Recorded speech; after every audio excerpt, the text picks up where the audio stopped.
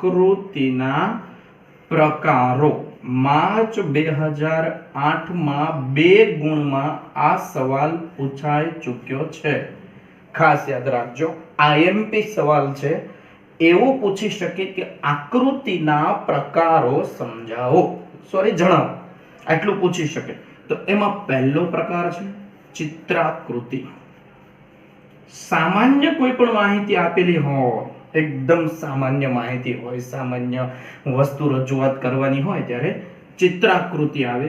બીજી છે છૂટા છવાયા બિંદુઓ. છૂટા છવાયા બિંદુઓ અથવા વિકર્ણ આકૃતિ. છૂટા છવાયા બિંદુઓ અથવા વિકર્ણ આકૃતિ. ત્રીજો પ્રકાર છે સમય આધારિત. ખાસ યાદ રાખજો, સમય આધારિત અથવા અન્ય પરિબળ પર આધારિત. અન્ય પરિબળ પર આધારિત રેખાકૃતિ. રેખાકૃતિ.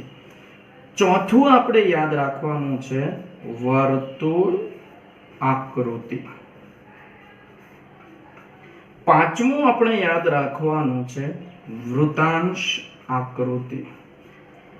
વૃતાંશ આકૃતિ. અને છઠ્ઠું આપણે યાદ રાખવાનું છે સ્તંભ આકૃતિ. હવે ફક્ત આને સ્તંભ આકૃતિના પેટા પ્રકાર છે. સ્તંભ આકૃતિ અલગ અલગ 3 પ્રકારની આવે. એક સાદી સ્તંભ આકૃતિ. સાદી સ્તંભ આકૃતિ. બીજું પાસ પાસેની સ્તંભ આકૃતિ. પાસ પાસેની સ્તંભ આકૃતિ. અને ત્રીજું વિભાજિત સ્તંભ આકૃતિ. વિભાજિત સ્તંભ આકૃતિ. હવે ખાસ યાદ રાખજો, ટોટલ 6 પ્રકાર છે. હવે ઘણી વખત પરીક્ષામાં પૂછાય કે આકૃતિના પ્રકારો જણાવો. 2 ગુણનો સવાલ છે. તો ઘણા શું લખે છે? સાદી સ્તંભ આકૃતિ, પાસ પાસેની સ્તંભ આકૃતિ, વિભાજિત સ્તંભ આકૃતિ અને વૃતાંશ આકૃતિ. એક જ માર્ક મળે, કારણ કે 2 થઈ. આપણે આ તો લખવાની છે, મેન આ આકૃતિના પ્રકારો લખવાના છે. આ સ્તંભ આકૃતિના પેટા પ્રકાર છે. પહેલી ચિત્રાકૃતિ, ચિત્રને આધારે આકૃતિ છે. બીજું છૂટા છવાયા બિંદુઓ વાળી અથવા તો વિકર્ણ આકૃતિ છે. ત્રીજું સમય આધારિત અથવા અન્ય પરિબળો પર આધારિત રેખાકૃતિ, લાઈન વાળી. આ એક આપણે ભણવાની છે. બીજું વર્તુળ આકૃતિ, નાનું વર્તુળ, મોટું વર્તુળ, વર્તુળમાં વિવિધ માહિતી બતાવી હોય. પાંચમું વૃતાંશ આકૃતિ, જે આપણે ભણવામાં આવે છે. આ નથી આવતી, આ નથી આવતી, આ નથી આવતી, એક સમય આધારિત આવે છે. બીજું વૃતાંશ આકૃતિ, વર્તુળને વિવિધ ભાગોમાં વહેંચીને 360 અંશને ટકાવારી પ્રમાણે વહેંચીને આકૃતિ બનાવવામાં આવે. અને છઠ્ઠું એક આ ભણવાનું છે સ્તંભ આકૃતિ. એમાં 3 પ્રકારની. આમ તો બધાને સ્તંભ આકૃતિ તો આવડે જ છે, એટલે આપણે ખાલી વ્યાખ્યાઓ જોઈશું, એના વિશેની શોર્ટ માહિતી જોઈશું. 11મા ધોરણમાં વૃતાંશ આકૃતિ પણ ભણી ગયા છીએ, સ્તંભ આકૃતિ પણ ભણી ગયા છીએ, સાદી સ્તંભ આકૃતિ, પાસ પાસેની સ્તંભ આકૃતિ અને વિભાજિત સ્તંભ આકૃતિ પણ આપણને બધાને આવડે છે, પણ ફક્ત જનરલ વ્યાખ્યા આપણે જોઈ લઈશું. અને હવે આપણે આ 3 વસ્તુ ભણવાનું છે: સમય આધારિત, વૃતાંશ આકૃતિ અને સ્તંભ આકૃતિ. તો પહેલા આપણે જોઈએ સમય આધારિત અથવા તો અન્ય પરિબળો પર આધારિત રેખાકૃતિ કેવી હોય. સમય આધારિત રેખાકૃતિ, પહેલા તો આપણે એની વ્યાખ્યા જોઈએ. સમય આધારિત રેખાકૃતિ એટલે શું? 2 ચલ વચ્ચેનો, ખાસ યાદ રાખજો, 2 ચલ વચ્ચેનો જે સંબંધ છે એ સંબંધની રેખા દ્વારા અને એના ઢાળ દ્વારા જે સમજૂતી આપતી આકૃતિ છે. જેમ કે આપણે ઉદાહરણ તરીકે લઈ લઈએ કે માંગ રેખા.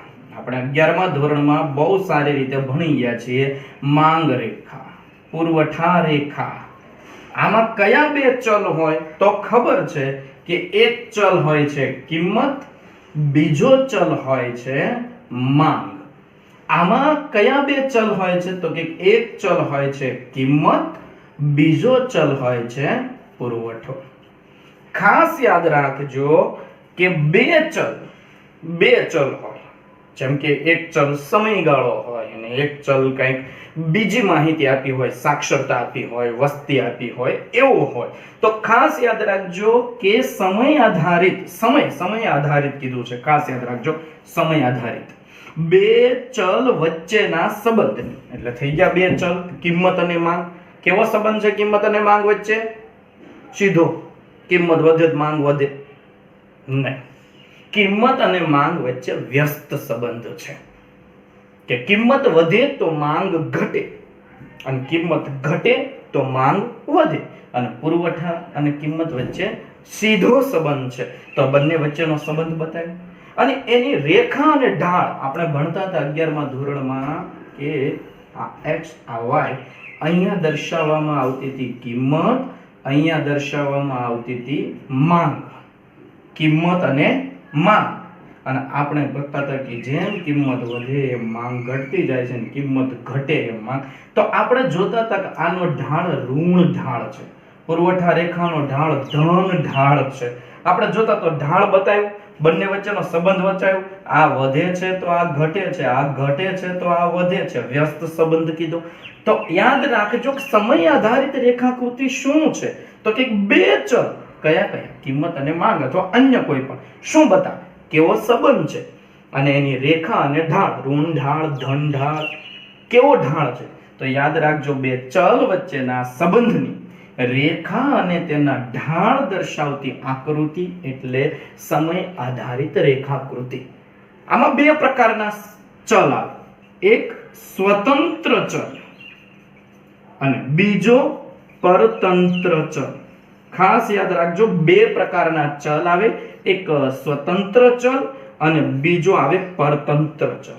સ્વતંત્ર એટલે કોઈના ઉપર આધારિત નથી, જેમ કે સમયગાળો.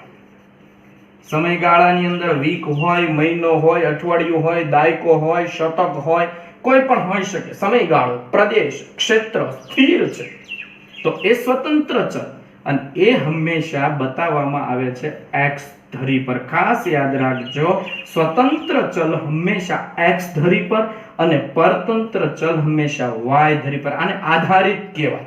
અન્ય ચલ જે બીજા પર આધારિત છે, જેમ કે સાક્ષરતાનો દર. સાક્ષરતાનો દર ધારો કે 1950 માં સાક્ષરતાનો દર ભારતમાં 23% છે. તો યાદ રાખજો, ખાસ કરીને સમયગાળો સ્થિર છે. 1950 એ 1950 છે. 1950 એટલે 23% સાક્ષરતા દર છે. 1960 હોય તો કંઈક અલગ સાક્ષરતા દર હોય, 1970 હોય તો કંઈક અલગ સાક્ષરતા દર હોય. એ સમયગાળા પર ડિપેન્ડન્ટ છે. એવું નથી કે 23% છે એટલે 1950 હશે. તો આની પછી ગમે ત્યારે 23% સાક્ષરતા હોય, અથવા તો અન્ય કોઈ પણ પરિબળ એવું હોય કે 23% હોય ત્યારે આપણે 1950 વર્ષ પાછું લાવવાનું ન આવે. સમયગાળો સ્વતંત્ર છે, એ કોઈના પર આધાર રાખતો નથી.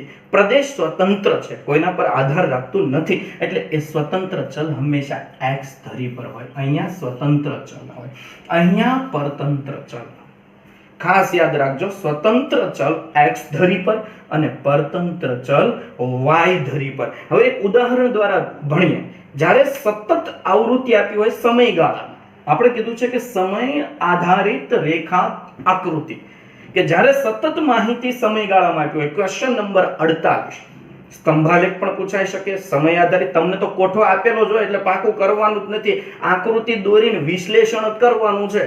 સૌથી વધુ હું, સૌથી ઓછું હું, ક્યાં વધારો ને ક્યાં ઘટાડો. એટલે 5 માર્ક રોકડા છે. 48મો સવાલ છે, કોષ્ટક આપેલો છે, પણ આલેખ કઈ રીતે દોરવો, આકૃતિ કઈ રીતે દોરવી, એ આકૃતિમાં સમયગાળો આપ્યો છે આપણને દાયકાની અંદર, કે 51 થી 61, 61 થી 71, એમ છે 2001 થી 2011 સુધી દાયકો. દાયકો એટલે 10 વર્ષ. 10 વર્ષના સમયગાળા દરમિયાન ભારતમાં વસ્તી વૃદ્ધિનો દર કેટલા ટકા રહ્યો છે? તો કે 51 થી 61 માં 21.64%, 61 થી 71 માં 24.80%, 71 થી 81 માં 24.66%. હવે આપણને એમ કીધું છે કે ભાઈ વૃદ્ધિ દરને સમય આધારિત રેખાકૃતિમાં દર્શાવો. તો પહેલા હમણાં આપણે વાત કરી કે હંમેશા સમયગાળો, પ્રદેશ, ક્ષેત્ર. ખાસ યાદ રાખજો, સમયગાળો, પ્રદેશ અને ક્ષેત્ર જે છે એ સ્વતંત્ર ચલ યાની કે આડી ધરી x ઉપર આવશે. સમયગાળો સ્થિર છે એટલે હંમેશા ત્યાં જ આવશે. એટલે ખાસ યાદ રાખજો, આડી ધરી ઉપર સ્વતંત્ર ચલ આવશે. ત્યાર પછી આપણે જોવાનું છે વૃદ્ધિ દર. એ બદલાતો રહે, અલગ અલગ સમયગાળામાં વૃદ્ધિ દર બદલાતો રહેતો હોય છે. તો એને આપણે યાદ રાખવાનું છે કે એ y ધરી પર આવશે, પરતંત્ર ચલ છે. હવે આપણે આકૃતિ કે આલેખ દોરતી વખતે ધ્યાનમાં રાખવાની બાબતોમાં જોયું હતું કે હંમેશા ચોક્કસ સ્કેલ માપ લેવું. તો જો મોટામાં મોટું છે 24.80 એટલે કે 25, તો એનાથી વધુ આપણે 30 સુધી લેવાનું છે. તો કેટલા સ્કેલ માપ લેશું તો આ વ્યવસ્થિત ગ્રાફ બનશે, આકૃતિ વ્યવસ્થિત બનશે? તો આપણે લઈએ y ધરી પર 1 સેમી બરાબર 5%. અને આ લખી નાખવાનું કે x ધરી પર અમે સમયગાળો બતાવ્યો છે દાયકામાં, સમયગાળો દાયકામાં. અને ખાસ એક લખવાનું કે આ જે માહિતી છે એ ક્યાંથી લીધી. આપણે એ પણ જોયું હતું કે આંકડાકીય માહિતીનો સ્ત્રોત બતાવવાનો છે. તો ભારતની વસ્તી ગણતરી, ભારતની વસ્તી ગણતરીના આંકડા છે. જો આપણે આગળના સવાલમાં જોયું હતું કે આકૃતિ કે આલેખ દોરતી વખતે કઈ બાબતો ધ્યાનમાં રાખવું, એમાં હતું આંકડાકીય માહિતીનો સ્ત્રોત બતાવવાનો. ખાસ એમાં એ હતું કે ચોક્કસ સ્કેલ માપ લેવાનું. આ બધી વિગતો ધ્યાન રાખવાની છે જ્યારે આલેખ દોરો ત્યારે. અને બતાવવાનું છે કે y ધરી પર શું લીધું છે. અહીંયા આપણે લખવાનું છે કે સમયગાળો, x ધરી પર અમે સમયગાળો લીધો છે દાયકામાં, તો અહીંયા લખવાનું સમયગાળો. y ધરી પર તમે શું લીધું છે તો કે વૃદ્ધિ દર, તો y ધરી પર તમારે લખવાનું છે વૃદ્ધિ દર. 1 સેમી બરાબર કેટલા ટકા તો કે 5, તો અહીંયા 5, 10, 15, 20, 25 અને 30 આ ટકાવારીમાં છે વૃદ્ધિ દર આપણે બતાવવાનો છે. તો ખાસ યાદ રાખજો 51 થી 61 આપ્યું છે, તો એમાં કેટલો વૃદ્ધિ દર છે 21.64. તો કે અહીંયા 20 છે ને અહીંયા 21 છે. 51 થી 61. તો ચાલો અહીંયા બિંદુ કે 61 થી 71 24.80. તો જો 61 થી 71, ઓકે 24.80 અહીંયા આપણે બિંદુ કર્યો. ત્યાર પછી આપણને આપ્યું છે 71 થી 81 24.66. તો જો 71 થી 81 માં આપણને અહીંયા બિંદુ આપ્યું છે, ઓકે. 81 થી 91 23.87. તો અહીંયા જો 81 થી 91 કેટલું છે 23.87. તો અહીંયા જો 20, 21, 22, 23.87. તો અહીંયા 87. ત્યાર પછી જો 1991 થી 2001 કેટલું છે તો કે 21.54. તો અહીંયા જો 91 થી 2000 એને લઈ જાવ 21.54. તમારે ત્યાં ગ્રાફ હશે, લાઇનિંગ દોરેલી હશે, સેમીના ખાનાય બતાવેલા હશે, એટલે તમારે ખાલી ગણતરી કરવાની છે 20, 21, 22, 23, 24 ને 25. જ્યાં આમ ખાના આપ્યા છે 21, 22, 23, 24 ને 25. તો તમારે જોવાનું 20 ને 21 પોઈન્ટ અહીંયા આવે, 22 તો કે 22 પોઈન્ટ અહીંયા આવે, અને એની સામે સીધી જ લાઈનમાં જે આંકડો આવતો હોય એના બિંદુ બતાવવાનું છે. એવી જ રીતે 2001 થી 11 17.64. તો અહીંયા જોવાનું 15 હોલ ને 17 એ અહીંયા, ઓકે. કયું તો કે 2001 થી 11 અહીંયા જોવાનું છે, અહીંયા જોવાનું છે. 51 થી 61, ઓકે. 51 થી 61 કેટલું આપ્યું છે 21.64. તો 21.64 ક્યાં આવે, કરો બિંદુ. 61 થી 71, 61 થી 71 કેટલું આપ્યું 24.80. જોવામાં 24.80 આવે છે, ક્યાં આવે છે, કરો બિંદુ. બિંદુ કરવાના છે અને ત્યાર પછી એ બધા જ બિંદુને જોડી દેવાના છે, અને બધા બિંદુને જોડી દો એટલે આપણો આલેખ બની ગયો સામયિક શ્રેણી આલેખ. તો આ થઈ સમય આધારિત રેખા આકૃતિ. હવે સાદી સ્તંભ આકૃતિમાં કેવું હોય તો કે એક ચલ હોય, એ ચલને આધાર તરીકે લઈને વિવિધ વિભાગોનું મૂલ્ય બતાવવાનું હોય. જેમ કે આપણે જોઈએ કે એક દુકાનદાર છે, કોઈ એક દુકાનદાર છે, બરોબર છે, એ ચોકલેટના બોક્સ વેચે છે. તો જાન્યુઆરીમાં કેટલા વેચાણા, ફેબ્રુઆરીમાં કેટલા વેચાણા, માર્ચમાં કેટલા વેચાણા, એપ્રિલમાં કેટલા વેચાણા, એ જોવાનું હોય. ટૂંકમાં સાદી સ્તંભ આકૃતિ એટલે બે ચલ હોય, એક ચલ અને એક અચલ, એક સ્વતંત્ર ચલ અને એક પરતંત્ર ચલ. હવે સ્વતંત્ર કયો છે આપણને ખબર છે, સમયગાળો, પ્રદેશ, ક્ષેત્ર સ્વતંત્ર છે, અને એના ઉપર વિવિધ વિભાગો સમયનું મૂલ્ય બતાવવામાં આવે છે. હવે તમે જુઓ સ્તંભ આકૃતિ. હવે સ્તંભ આકૃતિ એટલે શું તો કે ચલનું વિવિધ મૂલ્ય વિવિધ વિભાગો વચ્ચે બતાવવામાં આવે. હવે આપણે જોઈએ એમાં પહેલો પ્રકાર સાદી સ્તંભ આકૃતિ, કે કોઈ એક ચલ હોય, કોઈ એક પરિબળને આધાર તરીકે લેવાનું અને એના ઉપર વિવિધ વર્ગોનું મૂલ્ય બતાવવાનું.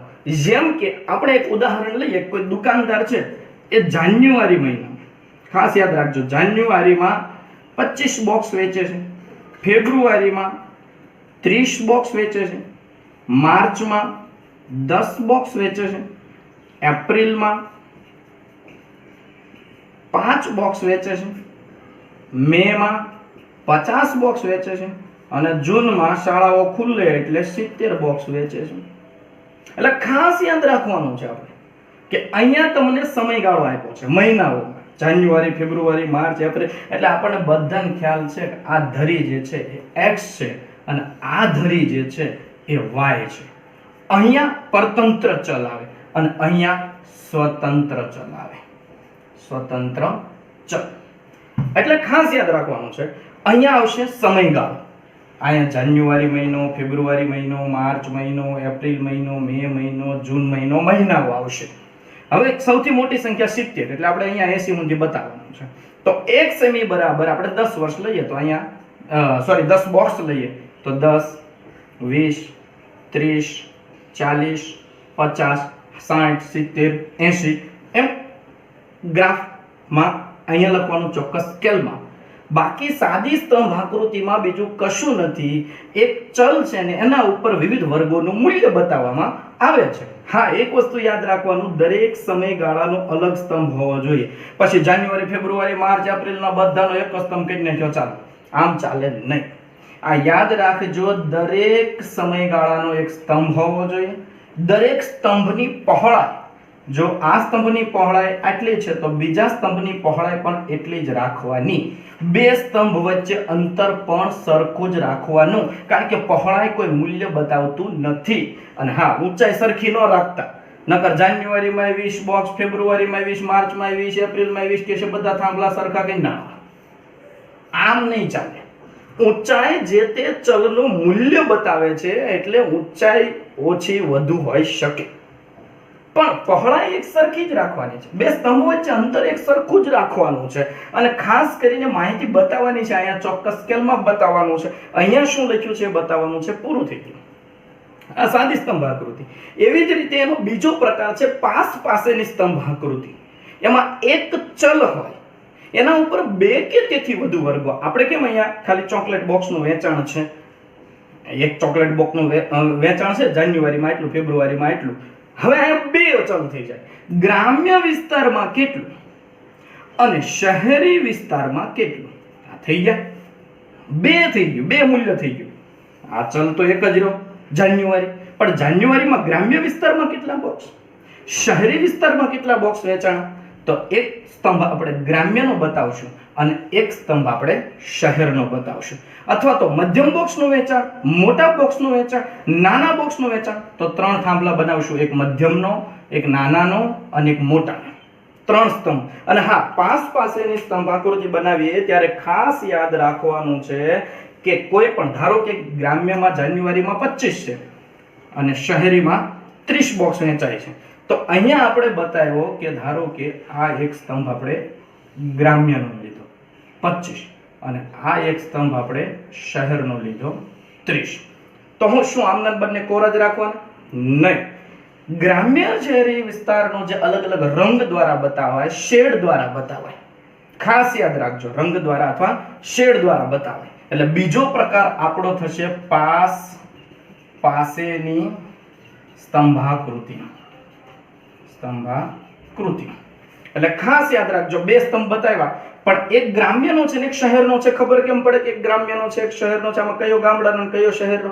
ખાસ યાદ રાખજો, કોઈ એકમાં રંગ, શેડ, આકૃતિ, ડિઝાઇન કરવાનો તો આપણે ખાસ અહીંયા બતાવવાનું છે કોરો સ્તંભ છે એ ગ્રામ્ય વિસ્તારનો છે, આ રીતની ડિઝાઇન વાળો સ્તંભ જે છે એ શહેરી વિસ્તારનો છે. અને હજી કોઈ એક સ્તંભ હોય તો એમાં હજુ અલગ ડિઝાઇન આવે. પછી અહીંયા જે ડિઝાઇન બનાવી એ જ અહીંયા ગ્રામ્ય અને શહેરમાં, એ જ અહીંયા ગ્રામ્ય અને શહેરમાં, એ જ અહીંયા ગ્રામ્ય અને શહેરમાં હોવો જોઈએ. ટૂંકમાં અહીંયા અલગ અલગ માહિતી માટે અલગ અલગ સ્તંભ બનાવવામાં આવે. ત્રીજો પ્રકાર છે વિભાજિત સ્તંભાકૃતિ. ટૂંકમાં માહિતી આપું છું કારણ કે 11મા ધોરણમાં આપણે બધું જ ભણી ચૂક્યા છીએ. સાદી સ્તંભાકૃતિ, પાસ પાસેની સ્તંભાકૃતિ. વિભાજિતમાં કશું ના હોય. ગ્રામ્ય અને શહેરી છે તો ફક્ત આમાં આ ગ્રામ્ય અને શહેરી એક જ સ્તંભમાં અલગ અલગ વર્ગનું મૂલ્ય બતાવવામાં આવે. એક જ સ્તંભમાં અહીંયા લખી નાખવાનું કે ભાઈ 25 અને અહીંયા લખી નાખવાનું 30. સોરી 25 અને 30 એટલે આ રીતે 25 ને 30, 30 40 50 55 આખા ભારતમાં તો કે 55 આ રીતે કેટલી નાખવાનું. એક જ સ્તંભમાં મૂલ્ય બતાવવામાં આવે. અલગ અલગ વર્ગોનું મૂલ્ય એક જ સ્તંભમાં બતાવવામાં આવે. એમાં આપણે કોઈ પણ માહિતી આપી અને 3 પાર્ટ પાડવાના હોય તો 3 જાન્યુઆરીમાં, ફેબ્રુઆરીમાં, માર્ચમાં 3 પાડવાના. ગ્રામ્ય, શહેરી, ભારત આખું એટલે ટોટલ સરવાળો થઈ ગયો. ટૂંકમાં સાદી સ્તંભાકૃતિમાં એક ચલ એક વર્ગ, પાસેની સ્તંભાકૃતિમાં એક ચલ અલગ અલગ વર્ગ. જેમ કે સમયગાળો તો સાક્ષરતા દર તો સાદી સ્તંભાકૃતિ, સમયગાળો સાક્ષરતા દર સ્ત્રીઓ અને પુરુષોનો તો પાસેની સ્તંભાકૃતિ છે. અને એક જ સ્તંભમાં અલગ અલગ મૂલ્ય બતાવવું હોય તો વિભાજિત સ્તંભ આકૃતિ. એક સ્તંભમાં મૂલ્ય બતાવવામાં આવે ત્યારે અલગ અલગ સ્તંભમાં બતાવવામાં આવે ત્યારે પાસેની સ્તંભાકૃતિ. અને હવે પછીની આપણી આકૃતિ છે ધ્યાનમાં રાખવી જોઈએ. ખાસ યાદ રાખજો, પેલું હતું આકૃતિ અને લેખ દોરતી વખતે ધ્યાનમાં રાખવાની બાબતો. અને અત્યારે આપણે ભણીએ છીએ સ્તંભ આકૃતિ દોરતી વખતે ધ્યાનમાં રાખવાની બાબતો. કે જ્યારે આપણે સ્તંભ આકૃતિ બનાવીએ છીએ, સ્તંભ થાંભલા વાળી, ખાસ યાદ રાખજો ત્યારે કઈ બાબતો ધ્યાનમાં રાખવી જોઈએ. તો પહેલી જ બાબત, દરેક સ્તંભ, દરેકે દરેક માહિતીનો જે સ્તંભ બનાવો છો એની પહોળાઈ એક સરખી હોવી જોઈએ. દરેક સ્તંભની પહોળાઈ એક સરખી હોવી જોઈએ. પછી એક સ્તંભ તમે આટલો પહોળો બનાવ્યો ને એક સ્તંભ તમે આટલો પહોળો બનાવ્યો ને એક સ્તંભ આટલો પહોળો બનાવ્યો નહીં. કારણ કે સ્તંભની પહોળાઈ કોઈ મૂલ્ય દર્શાવતી નથી. એને એ મૂલ્ય નથી દર્શાવતું. એટલે ખાસ યાદ રાખજો, દરેક સ્તંભની પહોળાઈ એક સરખી હોવી જોઈએ.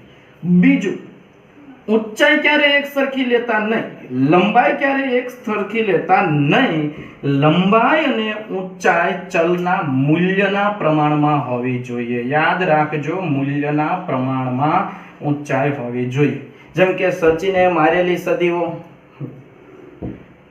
ગાંગુલીએ મારેલી સદીઓ, ધોનીએ મારેલી સદીઓ, તો બધા માટે એક સરખું ન રખાય કે 100 સદી, ચાલો 50 સદી, તો કે ચાલો બધાને થાંભલા 50 સદીના નહીં. સચિને માર્યા હોય એના સચિન સુધીના, ગાંગુલીએ જેટલી સદી મારી હોય એટલી ગાંગુલીની, ધોનીએ જેટલી સદી મારી હોય એટલો સ્તંભ ધોનીનો. ખાસ યાદ રાખજો, ઊંચાઈ કે લંબાઈ ચલના મૂલ્યના પ્રમાણને આધારે રાખવી. સ્તંભની પહોળાઈ એક સરખી રાખવી.